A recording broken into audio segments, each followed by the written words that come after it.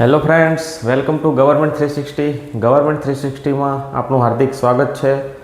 જો અમારી ચેનલને તમે સબસ્ક્રાઈબ ના કરી હોય તો સબસ્ક્રાઈબ કરી નાખજો મિત્રો, કેમ કે આપણા વિડીયો રેગ્યુલર આવી રહ્યા છે. બ્લડ રિલેશન પૂર્ણ થયું છે, ડાયરેક્શન એન્ડ ડિસ્ટન્સ પૂર્ણ થયું છે, ત્યારબાદ અલંકાર પૂરો કર્યો છે મિત્રો, અને હવે આપણે છંદમાં આગળ વધી રહ્યા છીએ અને રિઝનિંગમાં શ્રેણીનું ચેપ્ટર પણ ચાલી રહ્યું છે. તો દરેક વિડીયો અલ્ટરનેટ આવતા જ રહેશે.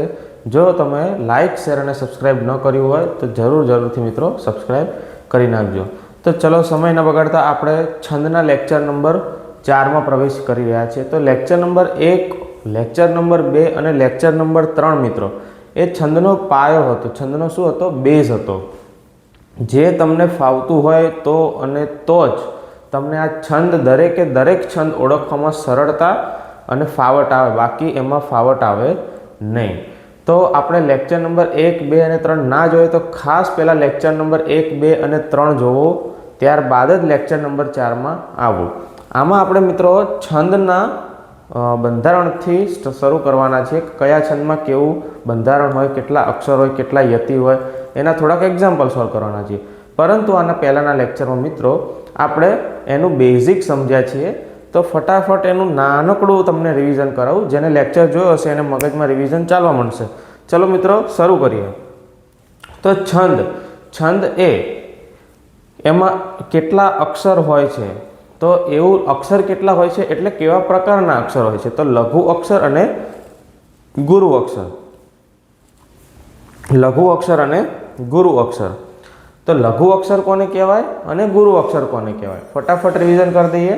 ઉચ્ચારણ ટૂંકું, અક્ષર લઘુ, ઉચ્ચારણ મોટું, અક્ષર ગુરુ.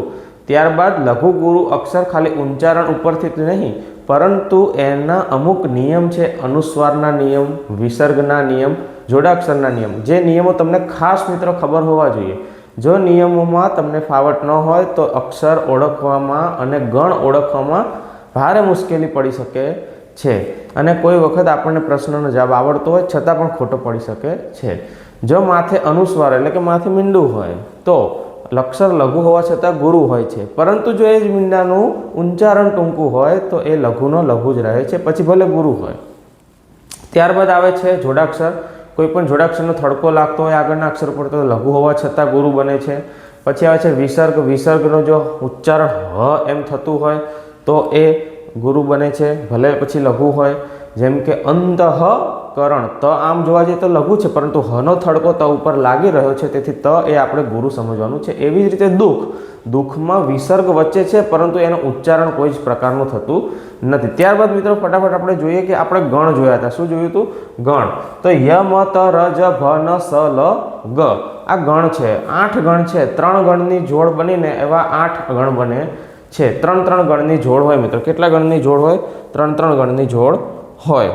તો ગણ એટલે કે 3 અક્ષરનો સમૂહ. તો આ 3 અક્ષર કયા હોય? તો આપણે એક સ્ટોરી કીધી હતી મિત્રો કે રાજવાનું ઘર સળગાવવાનું કીધું હતું. કોને? માતાએ એના 2 છોકરાઓને, પરંતુ ઘર સળગ્યું નહીં. તો પછી છોકરાએ માતાને એને શું કીધું? ય માતા, હે માતા. શું કીધું? ય માતા રાજભા ન સલગા. ય માતા રાજભા ન સલગા. મિત્રો આ તમે ટ્રીકથી યાદ રાખો કે કોઈ પણ રીતે યાદ રાખો, આ રાખવું યાદ એ ખૂબ જ જરૂરી છે. પછી ય માતા રાજભા ન સલગા, આ આપણું એક ગણસૂત્ર બની ગયું. શું બની ગયું? ગણસૂત્ર. હવે એમાંથી જુદા જુદા 3 સમૂહના ગણ બને, કે જેમ કે ય માતા, મા તારા, તા રાજ, રાજભા, જ ભાન, ભાન સ, ન સ લ, સ લ ગા. લઘુ અને ગુરુ. છેલ્લા જે લ અને ગ છે એ લઘુ અક્ષર અને ગુરુ અક્ષરની નિશાની છે. તો 2 માત્રા હોય તો એને ગુરુ ગણવાનું, અને સિંગલ અક્ષર હોય તો લઘુ. એ તો આપણે જોયું જ હતું. હવે તમને એક વસ્તુ મગજમાં સમજો કે આ ગણ છે, આ ગણ એ આપણે સૂત્ર જો યાદ હોય, મગજમાં કંઠસ્થ રાખવું જ પડશે મિત્રો, એનો કોઈ જ ઓપ્શન છે નહીં. હવે આ સૂત્ર આપણે એક બેઝ બની ગયો. શું બની ગયો? બેઝ. હવે આપણે છે ને એક છંદમાં પ્રવેશ કરી રહ્યા છીએ, જેનું નામ છે મંદાક્રાંતા છંદ. કયો છંદ? મંદાક્રાંતા છંદ. તો સૌ પ્રથમ એના અક્ષર યાદ રાખો. અક્ષર કેટલા છે? 17 અક્ષરનો છંદ છે. કેટલા અક્ષરનો છંદ છે મિત્રો? 17 અક્ષરનો છંદ છે. હવે એનું ગણસૂત્ર શું છે? જો મ ભ ન તત ગા ગા. શું કે છે? મભન તત ગાગા એટલે કે મેરા ભારત દેશ મહાન, એવું યાદ રાખો કે મેરા ભારત દેશ મહાન તપ તપ દેશ ગાગા એટલે કે મારો ભારત દેશ મહાન છે, એટલી વાર જેટલી વાર હું ગાવા શકીશ એટલી વાર હું ગાઈશ, એમ એવી ટ્રીકથી યાદ રાખી શકો. મભન તત ગાગા, મેરા દેશ મહાન તપ તપ ગાગા, મભન તત ગાગા. તો હવે મ એટલે શું થાય મિત્રો, એ ખાસ સમજવાનું છે. આ મ એટલે શું થાય, તો એ મ એટલે છે ને મા તા રા થાય. શું થાય, મા તા રા. પેન બદલી. મ એટલે થાય મા તા રા. જો મ ગણ પકડો, આ મ ગણ પકડાયો. આ મ ગણમાં આખું આપણે સૂત્ર બનાવીએ તો મ ક્યાંથી ચાલુ થાય, મ અહીંથી ચાલુ થાય. તો મા તા રા, મ ત ર, એને અહીંયા મૂકવાનું.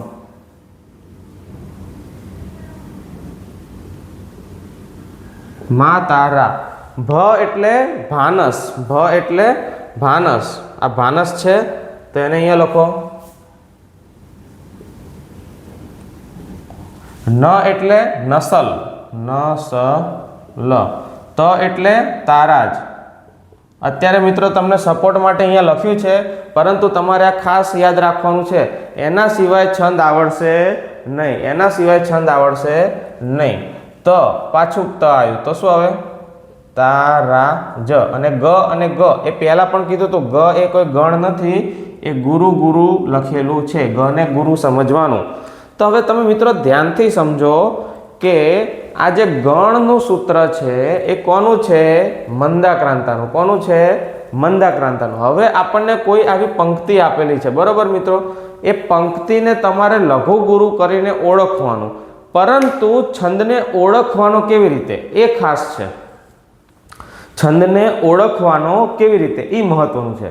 સૌપ્રથમ અક્ષર ગણવાના મિત્રો. અક્ષર કેટલા થાય, તો 1 2 3 4 5 6 7 8 9 10 11 12 13 14 15 16 અને 17. 17 અક્ષર થાય એટલે આપણા પાસે 17 અક્ષરના 4 છંદ છે મિત્રો. અત્યારે આપણે 2 છંદ જોઈ રહ્યા છે, મંદાક્રાંતા અને શિખરણી. બીજું છે હરિણી અને પૃથ્વી. એ 2 છંદ બી આપણે જોઈશું અને એને કેવી રીતે ડિટર્મિનેશન કરવું એ પણ હું તમને સમજાવીશ. પરંતુ અત્યારે તમે એ સમજો કે 17 અક્ષર થયા તો મગજમાં એક વસ્તુ ફિટ થવી જોઈએ કે 17 અક્ષરનો છંદ હોય તો કાં તો એ મંદાક્રાંતા હોય, કાં તો એ શિખરણી હોય, કાં તો એ હરિણી હોય, કાં તો એ પછી પૃથ્વી હોય. રેડી ને મિત્રો? તો હવે શું કહે છે, હવે આપણે અક્ષર ઉપરથી ઓળખી લીધો કે આ 4માંથી કોઈ છંદ હશે. હવે પરીક્ષામાં શું થશે મિત્રો, જો આ 4માંથી કોઈ એક જ છંદ આપેલો છે ઓપ્શનમાં તો ડાયરેક્ટ જવાબ મળી જ જવાનો છે. તો પછી આપણે આ ગણવાળું કરવાની કોઈ પ્રોસેસ કરવાની જરૂર પડશે નહીં. પરંતુ મંદાક્રાંતાની જગ્યાએ શિખરણી પણ અંદર શબ્દ આપી દીધો છે ઓપ્શન. આપણે પરીક્ષામાં જ્યારે પરીક્ષા આવશું એક્ઝામ્સ ત્યારે શિખરણી પણ એમાં ઓપ્શનમાં આપી દીધો છે. તો આપણે શું કરવું પડે, તો આપણે ગણનું સૂત્ર લખવું પડે. તો પહેલા આપણે અંદાજ લગાવવાનો કે ચલો મંદાક્રાંતા હોય તો પહેલા 2 અક્ષર, પહેલા 3 અક્ષર ગુરુ ગુરુ ગુરુ હોય તો એનું ગુરુ ગુરુ ગુરુ હોય એવું તમને ખબર કઈ પડે, તમને આ સૂત્ર યાદ હોય તો. પહેલા આવે છે મથી મા તારા, તો ગુરુ ગુરુ ને ગુરુ બને કે ના બને, ગુરુ ગુરુ ગુરુ. હવે આ 3 ગુરુ બની ગયા હોય તો શિખરણીનું સૂત્ર યાદ કરો. શિખરણીમાં યમન છે, ય, અને એ પહેલો જ લઘુ અક્ષર હોય અને આ પહેલો જ ગુરુ અક્ષર હોય તો આપણે પરીક્ષામાં ફટ દઈને નક્કી કરી શકીએ કે આ મંદાક્રાંતા છંદ છે. આ મિત્રો દરેક અક્ષરનું તમને મેં કરીને બતાવ્યું છે ગણનું, પરંતુ પરીક્ષામાં આ કંઈ કરવું જરૂરી નથી. આપણે આટલે સુધી સૂત્રને એપ્લાય કરીએ ગણ સૂત્ર એટલે આપણે આરામથી નક્કી કરી શકાય છે, આરામથી નક્કી થાય. પરંતુ એના માટે મહત્વનું શું, અક્ષર અને ગણસૂત્ર, આ 2 વસ્તુ ખબર હોય એટલે આરામથી નક્કી થાય. હવે તમે જોઈશો ને તો નીચેમાં આપણે કોઈમાં આખામાં લઘુ ગુરુ કરવાની જરૂર પડશે નહીં. ખાલી નીચેના 4 શબ્દોને લઘુ ગુરુ કરો એટલે ખબર પડી જાય. મા તારા ભા, મા તારા ભા, મા તારા ભા. 4 ગુરુ ગુરુ થાય છે, ગુરુ ગુરુ ગુરુ ગુરુ. હવે અહીંયા જુઓ, હું તમને સમજાવું. આપણે જે ઓલો થડકાનો નિયમ લાવ્યો, વારે વારે સ્વર સમજવા દૂર કઈ કાન દેતી. તો વારે વારે પહેલા અક્ષર ગણો 1 2 3 4 5 6 7 8 9 10 11 12 13 14 15 16 17 અને 18. 1 મિનિટ 1 2 3 4 5 6 7 8 9 10 11 12 13 14 15 16 17 18. ઘણીવાર મિત્રો કેવું હોય છે કે કવિ આપણે છૂટ લેતા હોય છે, જેને આપણે કવિ છૂટ કહીએ છીએ, જે આપણે તમને કીધું હતું કે છેલ્લો અક્ષર લઘુ હોવા છતાં ગુરુ બને છે. તો એવા આવી રીતે આપણે કોઈ વખત બને તો આપણે શું કરવું પડે, પછી કાયદેસર એનું ગણનું સૂત્ર લગાવવું પડે. મા તા રા ભા ન સ. તો આ સૂત્ર ગુરુ ગુરુ ગુરુ ગુરુ લઘુ થાય. હવે તમે એક વસ્તુ ધ્યાનથી સમજો કે આ લઘુ થાય, પરંતુ સ ઉપર વનો થડકો લાગે છે. જો આપણે જોડાક્ષરના નિયમો જોયા હતા, શેના નિયમો? જોડાક્ષર. થડકો આગળ લાગે તો શું થાય? લઘુ હોય તો પણ શું થશે? ગુરુ થશે. તો પછી આ લઘુ હોવા છતાં શું થઈ જશે? ગુરુ. અને એમ પણ મિત્રો એટલું આગળ જવાની જરૂર નથી. 1 2 3 4 ચાર અક્ષરને ઓળખો. ગુરુ ગુરુ ગુરુ. એ ગુરુ ગુરુ ગુરુ એટલે પહેલા ચાર અક્ષર ગુરુ હોય તો પછી એ શિખરણી બની જાય. અક્ષર 17 અને લઘુ ગુરુમાં 4 4 ગુરુ. રેડી? જે આગળ જોઈએ આમાં પણ જો મા તારા એપ્લાય કરો તો મા તારા બેઠો બેઠો સખી સહિત હું માલતી મંડપે ત્યાં. તો ગુરુ ગુરુ ગુરુ અને આ રીતે તમે કરો ને તો ગુરુ થાય. તો 4 4 ગુરુ તો શિખરણી. બરાબર?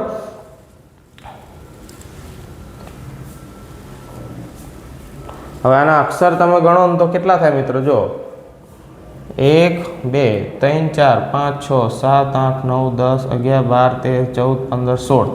આ જોડાક્ષર હોય એટલે એક ગણવાનો. આ યાદ રાખવાનો મિત્રો. જોડાક્ષર હોય ને એને એક જ સમજવાનું, એ બે અક્ષર ના ગણાય. એટલે આ 17 અક્ષર થઈ ગયા. 17 અક્ષર ને 4 4 ગુરુ એટલે ફાઇનલ થઈ ગયું. મંદાક્રાંતા હોય કે ન હોય ફાઇનલ થઈ જાય. બરાબર ને? હવે તમે અહીંયા જુઓ, આમ જોવા જાવ ને તો લ છે ને એ લઘુ કહેવાય. ખાલી લખોટીનો લ કરો ને એ લઘુ કહેવાય. પરંતુ આપણે અનુસ્વારના નિયમો શું કીધું હતું કે અનુસ્વારનું ઉચ્ચારણ થતું હોય. શેનું ઉચ્ચારણ થતું હોય? અનુસ્વારનું ઉચ્ચારણ થતું હોય. તો જો અનુસ્વારનું ઉચ્ચારણ થઈ રહ્યું છે, અહીંયા લંબ વંચાય છે, લંબનું એનો ઉપર ભાર લાગે છે અનુસ્વારનો, તો લઘુ હોવા છતાં ગુરુ થશે. પહેલા સૂત્ર લગાવો. મા તારા ભા ન સ. ગુરુ ગુરુ ગુરુ અને ગુરુ થઈ ગયું. રેડી છે મિત્રો? આ જો અનુસ્વારનું સૂત્ર લાગ્યું એટલે આપણને અનુસ્વારના નિયમો પણ આવડવા ખૂબ જરૂરી છે, બાકી આપણને ભારે મુશ્કેલી પડી શકે છે. ચલો આવ્યા. હવે જો આ વનો થોડકો આગળ લાગતો નથી એટલે જેમ છે એમ જ રહેશે. તો આ ગુરુ ગુરુ ગુરુ ગુરુ 4 4 ગુરુ 1 2 3 4 5 6 7 8 9 10 11 12 13 14 15 16 17 અક્ષર, 4 આગળના ગુરુ એટલે ફાઇનલ કરી દેવાનું મંદાક્રાંતા. સરળ છે ને મિત્રો? પરંતુ સરળ ક્યારે થાય કે જ્યારે તમને આ ગણનું સૂત્ર આવડતું હોય, લઘુ ગુરુ અક્ષરને ઓળખતા આવડતું હોય અને ખાસ અનુસ્વાર, જોડાક્ષર અને વિસર્ગના નિયમો કંઠસ્થ મિત્રો આપણને હોવા જોઈએ. ત્યારે જ આપણને આ પ્રશ્નના જવાબ આરામથી આવડે. આપણે આગળ મલ્ટિપલ આપણે સોલ્યુશનનું આપણે MCQ સોલ્વ કરીશું ત્યારે તો ક્લિયર થશે જ. ત્યારે આપણે દરેક ગણ આવી રીતે કરવાની જરૂર નહીં પડે મિત્રો. આ તો તમને હું બેઝિક સમજાવું છું કે આવી રીતે થાય. હવે ઓપ્શનલમાં જુઓ તો 17 અક્ષરનો એક જ ઓપ્શન હોય તો પછી એમાં લઘુ ગુરુ કરવાની જરૂર નથી. ડાયરેક્ટ જ ઓળખી જવાનું કે 17 અક્ષરનો એક જ છંદ છે મંદાક્રાંતા, તો લખી દેવાનું. ઓપ્શનમાં બીજા 3 છંદ આપ્યો એ અલગ અલગ અક્ષરના હોય. એટલે આપણે છંદના અક્ષર અને ગણ કંઠસ્થ હોય તો દરેક વખતે આવી મજૂરી કરવાની જરૂર પડે નહીં. ચલો આગળ વધીએ મિત્રો. શિખરણી. અક્ષર સંખ્યા 17 છે. એની કેટલી છે? અક્ષર સંખ્યા 17. ખાસ મિત્રો યાદ રાખજો, આ શિખરણીની જોડણી પરીક્ષામાં પૂછાય છે. બરોબર? આ શિખરણીની જોડણી પરીક્ષામાં પૂછાય છે. શિખરણીની જોડણી તમારે ખાસ ને ખાસ યાદ રાખવાની છે. આ ભૂલાય નહીં. બરોબર ને? હવે શિખર ઉપર જવું. શિખરણી એટલે આપણે એવો મતલબ કાઢવી કે શિખર ઉપર જવું. તો આપણે શિખર ઉપર જઈએ તો અહીંયા શાંતિ હોય મિત્રો. શું હોય? શાંતિ. આરામ મળે, મજા આવે, મોજ આવે. એમ કોઈ પ્રકારનો ઘોંઘાટ ન હોય, બાઇકનો અવાજ ના હોય, મોજ આવે આપણને. તો આપણે શું કરીએ કે નીચે કરતાં તો ઉપર ભલું છે બધું. તો આપણે શું કહીએ? યમન સે ભલા ગાના. ઉપર જઈને ગીતો ગાવા હોય તો કહીએ યમન સે ભલા ગાના, એવું યાદ રાખી શકો. તો યમન સ ભલગા, યમન સ ભલગા શું છે? યમન સ ભલગા. બોલ બોલ જ કરવાનું મિત્રો, એકલા હોય ત્યાં, એટલે ફટ તેને મગજમાં ફિક્સ થાય. અને યતિ 6 અને 12મા અક્ષરે યતિ આવે. રેડી છે મિત્રો? ય, તો યથી કયો ગણ બને? ય માતા. તો લઘુ ગુરુ ગુરુની જોડણી હોવી જોઈએ. લઘુ ગુરુ ગુરુ છે ક, લઘુ અક્ષર કહેવાય, દીર્ઘ અને આ, અને આનું સૂત્ર લગાવો. ય માતા માતારા ન